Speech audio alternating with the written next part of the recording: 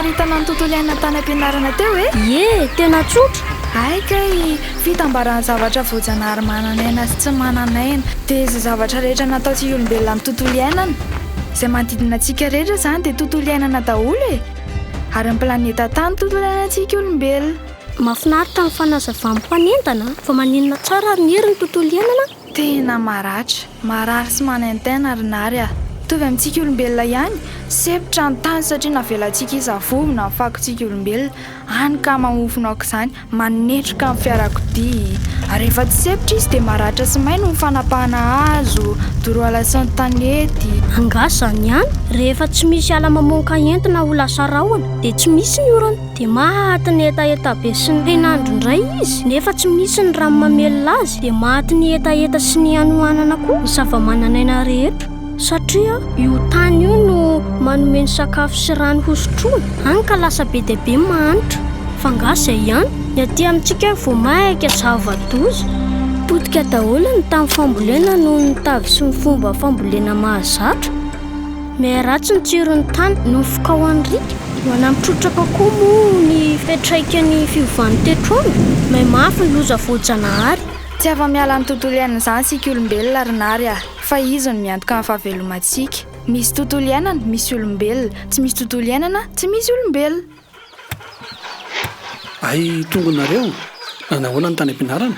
Mianatra ny tontolo iainana izay ry dada ary mijaly mihitsy ka ny tany no ny ataontsika olombelona azy Zao nary raha olombelona mampahararo ny tany dia ny olombelona ihany mila fanafodana sy trahana azy.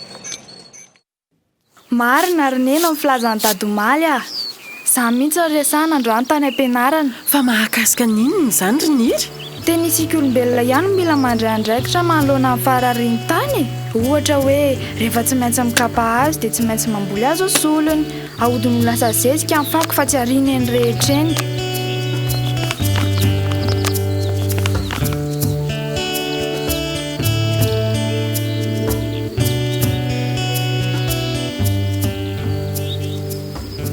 Atao maitso arak'izay tratra ny tontolo manodidina satria ny zava-maniry manadio ny rivotra. Hatsaraina koa ny fomba fambolena. Tamin'ny andronay rehetra tena tsy mba nisy an'izany Fa nisy inona ry dadabe? Taloha zany mbola tena maitso ny tontolo. Ny ala mbola betsaka, ny loharano hatreny koriana tsara reny teno.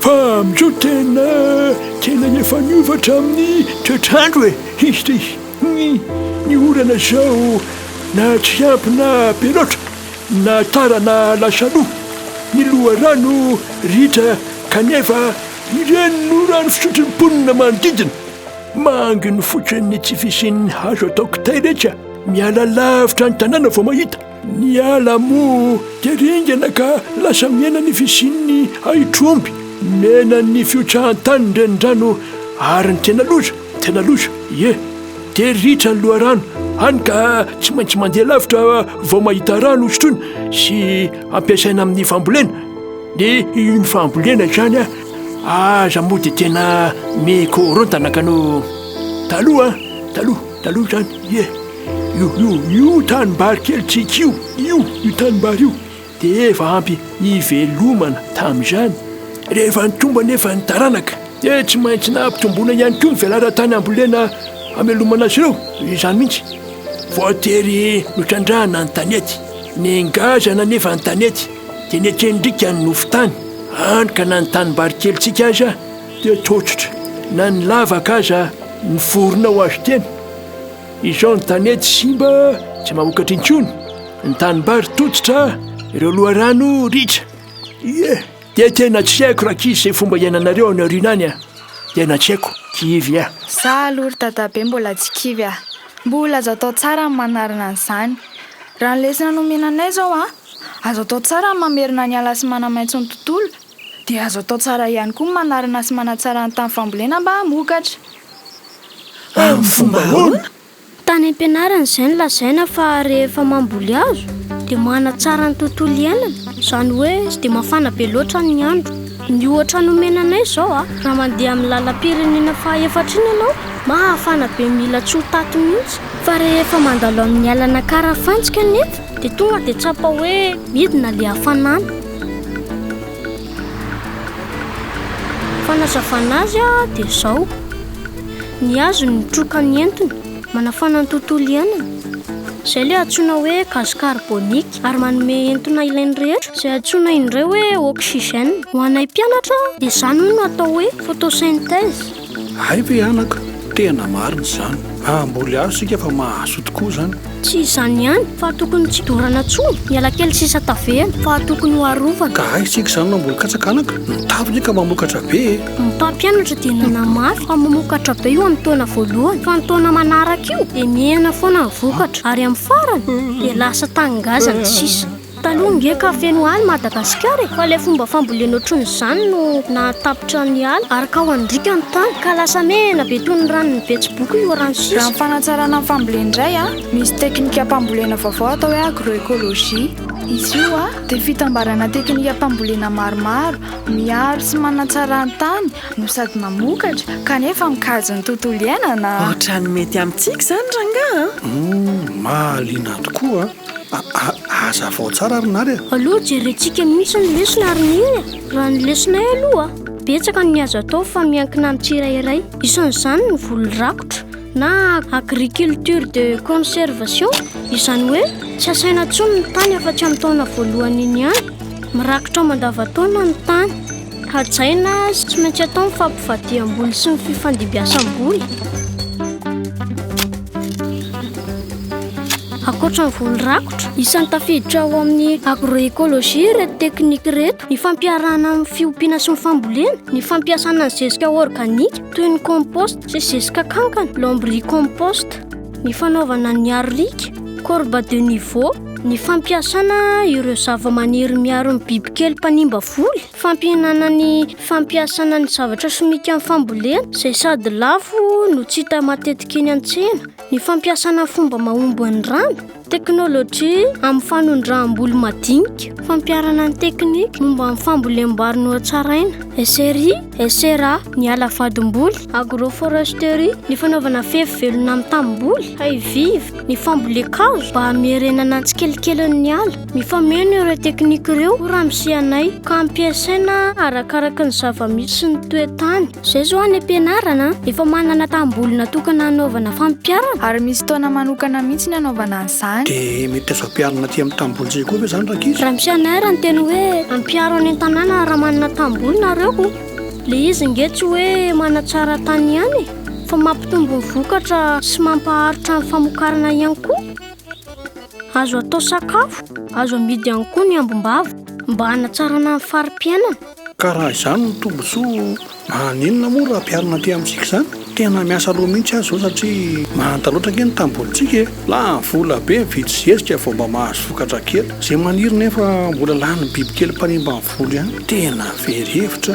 Oy ianarana mihitsy izany raha dada raha manta ny tany azo tsaraina tsy averina tsikelikely ny tsirony. eo am-piandohana aloha dia tsy maintsy mampiasa ny zezipahatra na compost miaraka amin'ny zezika simika satria efa simba loatra ny tanitsika fa raha voaraka tsara ny teknika dia miaina be ny fampiasana zezika simika satria me tsara tsikelikely ny tany. Dia ohatr'izany koa ny fampiasana fanafody simika hiadiana bibikely sy ny aretina mirona bebe kokoa amin'ny ady gasy io. Dia nanao fampiarana momba amin'ny fanamboarana compost izany nareo tany am-pianarana? Compost tsotra fanangaroana amin'ny fakomaina zava-maitso sy ny zezipahatra no nataony tany ka izy io zezika organika entina hanatsarana sy ampitomboana ny kalitaon'ny zezika. Ny fakon-dakozia mety aloha dia azo ampiasaina daholo toy ny oditrovy, karaoty sy ny sisa sy ny sisa. Ny plastika, ny vy sy ny fako tsy mety aloha ihany tsy azo ampiasaina. Ny zava-maitso indray dia ireo karazana legumineuse maniry eny rehetra eny.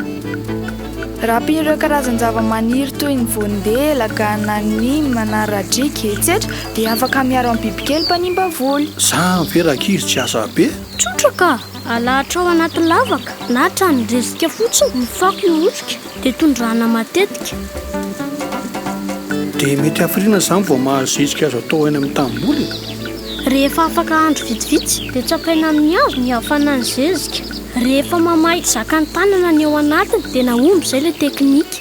Fa ny teny koa raha miseho hoe rehefa mamay be iny izy dia mila vadika ary tondrahana ny zezika. Tsy maintsy atao mando nefa tsy azo avela miandrona ny rano.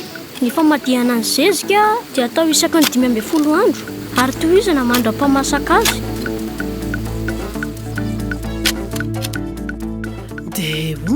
manahoana ny toetra ny zezika rehefa masaka? Mangatsiaka ny zezika sady miloko mainty toy ny volontany masaka ohatran'izao. Tsy misy avany ny akora rehetra nampiasaina ary tsy mahery fofona tsony.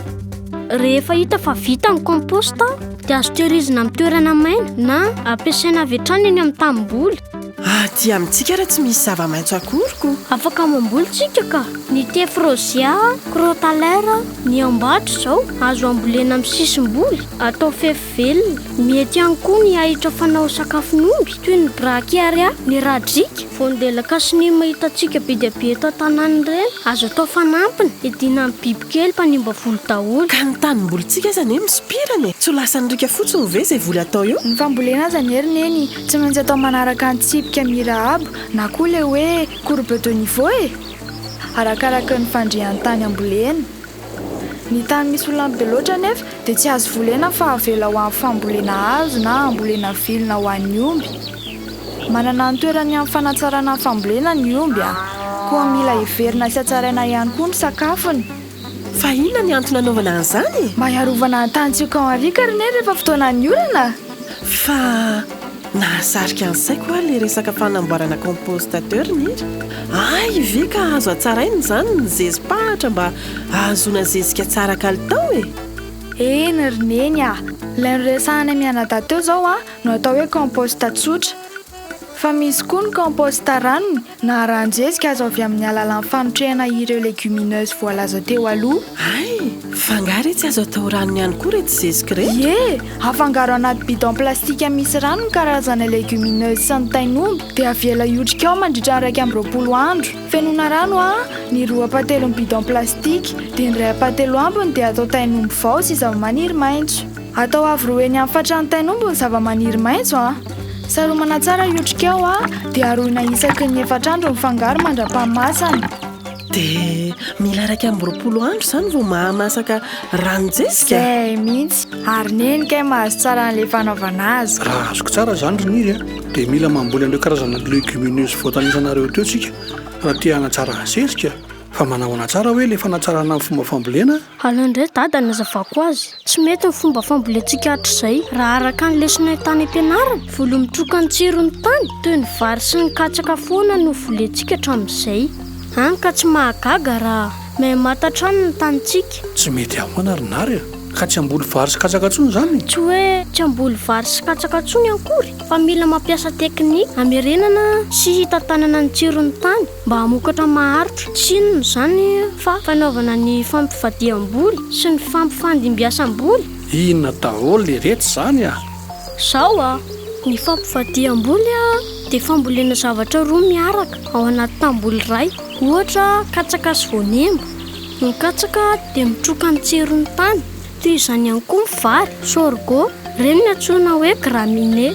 Ny voanemba kosa dia manome tsirony tany amin'ny alalan'ny fisintonana zao tamin'ny rivotra toy ny soja, ny pit-pois, ny tsiasisa, ireny indray ny antsoina hoe légumineuse. Volo mifameno raha izay ny lazana azy. Misy koa ireo karazana zava-maniry hafa manatsara ny tany toy ny mokona, crotalera, ambatra sy ny stylozontès. Nanamafy raha misefa ny mokona dia sady manatsara ny tany no miady amin'ny bibikely mpanimba voly sy ny ahi-dratsy ary manome rakotra tsara ambolena vary na katsaka amin'ny taona manaraka. Ny zava-baovao amin'izao ozy Ramsey dia miena be le bibikely vaovao manimba katsaka ery Madagasikara antsoina hoe chenille légionnaire. Raha misy rakotra mokona matevina ny tany dia manaona indray ary le fampifandimbiasam-boly. Ny fampifandimbiasam-boly koa dia teknika hitazonana ny tsirony tany tsy ahafahana mamboly mandavataona amin'ny tamboly iray. Raha namboly katsaka sy voanemba amin'ny taona voalohany dia afaka mamboly vary an-tanety amin'ny taona manaraka. Anapiko ny fanazavanary teo ny fampiasan'ireo teknika ireo dia ahafahana mandrakotra mandavataona ny tany. Rakotra ahoana? Zava-baovao indray zany Ny tany tsy misy rakotra dia mora koa ny rika, maina lava, tsy mitazona amandola. Hany ka tsy afaka mivelona ara-dalàna ireo karazany zava-mananaina ao aminy. Fa ny tany dia tokony rakotra mandavataona indrindra ny fendo hoan'ny orana. Volana novambra sy desambra no misy oram-be mivatravatra mikoka ny tany. Ny tany mirakotra kosa dia voara mifoka ho an'ny rika no masoandro sady mitaona amandona ary mampiaina an'ireo karazany zava-mananaina ao aminy. Antoko ny falonan'ny tany tsy izay ihany fa ny fisian'ny rakotra matevina eo amin'ny tamboly ahafahana mifehy hidraty mampihena ny asa atao eny an-tanimboly toy ny fihavany indrindra ny tsy fiasana ny tany tsony rehefa amboly ny tsy fiasana ny tany fanaovana ny fampivadiam-boly sy ny fampifandimbiasam-boly ary ny fandrakofana ny tany mandavataona no antsoina hoe voly rakotra. Zao ry dada, ny taona voalohany ohatra raha tsara ny tany dia ambolena miaraka amin'ny fotoana mazatra ny katsaka sy ny voanemba miaraka amin'ny mokona. Ahoana koa zany? Ambolena katsaka linina roa, voanemba linina roa dia alohan'ny hamasany ny voanemba dia asosoka ny mokona. Fa azo atao koa ny mamboly katsaka sy mokona fa 20 na 20 andro aoriana ny katsaka no mamboly mokona. Zany hoe tsy azo atao mihitsy ny mamboly katsaka miaraka amin'ny mokona fa tonga dia afatony ny katsaka dia vonoiny. Rehefa matoy ny katsaka dia hotazana. Ny mokona kosa avela mandrakotra mandritra amin'ny maintany. Amin'ny taona faharoa amin'izay dia ambolena eo ambony rakotra voanemba, mokona ary katsaka amin'ny vary dia tsy asaina intsony ny tany. Mila fitandremana fa raha mbola manta ny tany dia atao aloha fanamasahana azy miaraka amin'ny voly fanao mahazatra toy ny mangazo na voanjo ohatra ny stylosantes dia avela andrakotra eo amin'ny taona manaraka. Ary ao aorianan'izay vao mamboly vary fandimby amin'ny katsaka sy légumineuse ilay noresahana teo. Zany hoe isa taona zany vao mampiditra voly hafa indray amin'ilay atao hoe fampifandimbiasam-boly. Tsy voatery ka, mety isa-taona ho amin'ny voly fanao isaky ny latsakorana. Mety koa nefany mampifandimby voly iray na roa ao anatin'ny taona. Ny taonko ambolena mantsy mizara roa lehibe. Misy ny voly fanao latsakorana toy ny vary na katsaka. Misy kosa ny voly fanao voly avotra mandritry ny maintany. Rehefa mamboly ao aorian'ny fiakaran'ny vokatra teo aloha no atao hoe manao fampifandimbiasam-boly. Ohatra, avy namboly vary tamin'ny fotoana latsakorana dia mamboly voly avotra toy ny anana, ovy, karaoty sy ny sisa mandritry ny maintany. Tsy voatery voly fanao sakafo ihany nefa no ampifandimbiasana amin'ny voly fototra fa ao koa ireo voly manome rakotra sy manatsara ny tsirony tany toy ny mokona sy ny vaisy. Ary mahavaolana mihitsy zany ny fanaovana komposta tsotra sy ranon-jezika satria mila zezika amin'ny fanaovana voly avotra. Ka izay mihitsy anie ilay agroekôlôjia mifampiangona sy mifameno avokoa ny asa-pamokarana rehetra. Ay, ndrasikely tia ny saika adiniko. Misy teknika azo ampiarina koa amin'ireo voly voasary sy kaki antsika ireo. Azo volena voly fihinana na voly fanao rakotra na koa izy roa miaraka eny anelanelany. Amin'izay sady mahazo vokatra fanampiny no manatsara ny tsirony tany. Tsara ihany koa raha mamboly hazo hanonerana ireo hazo notapahana ary mba hanatevenana ny hazo manodidina koa. Raha ny toromarika aloha dia eny amin'ny sisiny faritra ny toeram-pambolena no mamboly hazo haingam-pitombo toy ny ambatry na ny tefrozia. Ny akasia zao dia tsy azo atao alavadim-boly fa atao voly hazo manokana satria mitroka rano be ary misy fiantraikany amin'ny voly. Ary voly tany am-piangarak'iziny nampianalanareo zava-baovao ary maharesy lahatra tokoa fa ny voly vary an-drano izay efa nazatra antsika hatramin'izay ve tsy mba misy teknika hanatsarana azy mihitsy. Adinonay marina ary dada fa tena misy teknika hanatsarana voly vary an-drano SRI no anarany. Samy manana fomba fambolena isa-paritra aloha fa raha ny nazatra anay zao dia hosena omby ny tanimbary afafy ny masomboly ary miandry vokatra matratra 10 ny hektara ny masomboly afafy. Kay, be loatra ny masomboly 10 zany mahafaty antoka dia tsy manao tanketsa zany no tsy manao zezika. 3 kilo fotsiny vary afafa tanketsa atao amin'ny tanimbary 1 hektara ozy raha misianay. Aravina tsara ny tanketsa dia ketsa tanora ny ampiasaina. Tsy mihoatra ny 20 andro asaina tsara ny tanimbary ary diovina ny hedratsy. Mampiasa zezipahatra sy NPK fehezana tsara ny rano azo ampidirina sy avoaka asiana zezika ary ketsaina amin'ny ketsa tanora 20 andro ny farafabetsany. Atao ketsa linina mba hanamora ny fihavana azy amin'ny masinina kely atao hoe sarcleuse. Raha manaraka toromarika dia mamotipototra be ny vary ary mety hatratra ny 4 ka hatramin'ny 9 taona isaky ny hektara ny vokatra miakatra. Zany raha tsy manandrana tsy mahita aleo fa anao fanandrama antsika amin'ny tompambolena ho avy io. Samy mihitsy ry dada, tena mavokatra anie. Hitako amin'ilay saha-fampiarana ao an-tsekolinay ao azo ambolena amin'ny fambolentsika tsara ny agroekôlôjia na an-tanety na an-tanimbary ary azo antoka fa ho tsara ny vokatra. Ny an-tanjoko izao mba hananantsika ambombava mba hialana amin'ny fahasahiranana sy ny trosa. Ny andray dia mba hampitombo ny tany volena ny tanjoko izao ary tsy ho avelako hianjaka fotsiny tsony ny tanety fa ho trandrahako amin'izay dia ny voly vary an-drano kosa ampanarahako teknika. tena mahavelombolo azy anyrehetra izany rakizy a tena hevitra tsara ny ampianarana ny ankizy ny fomba fambolena tahaka izany satria ianareo manao fahalalana moa izay ray aman-dreny ihany koa misitraka izany sady mora tafita ny fampianarana satria ataony ramosesa azanay ankizy ny fampitana lesona tena lasa mahaliana ny asa fambolena zao ary tsy voatery mpampianatra sy polisy ihany kay vao tafita fa raha ifitorana tsara ny asa fambolena zany a dia mahavelona tsara koa kay rehefa tanteraka izany mety ho tafaverina tsikelikely ny tsiron'ny tany ka mokatra tsara indray ananambom-bavitsika ary isondrotra ny farim-piainana ndao ampiarina mihitsy ny ry dada rehefa mahita ny vokatsoa asika ve manodidina tsy mba hanaraka ihany koa hita ho ary ny iry tafita ny fianarana ihany zany sika mianada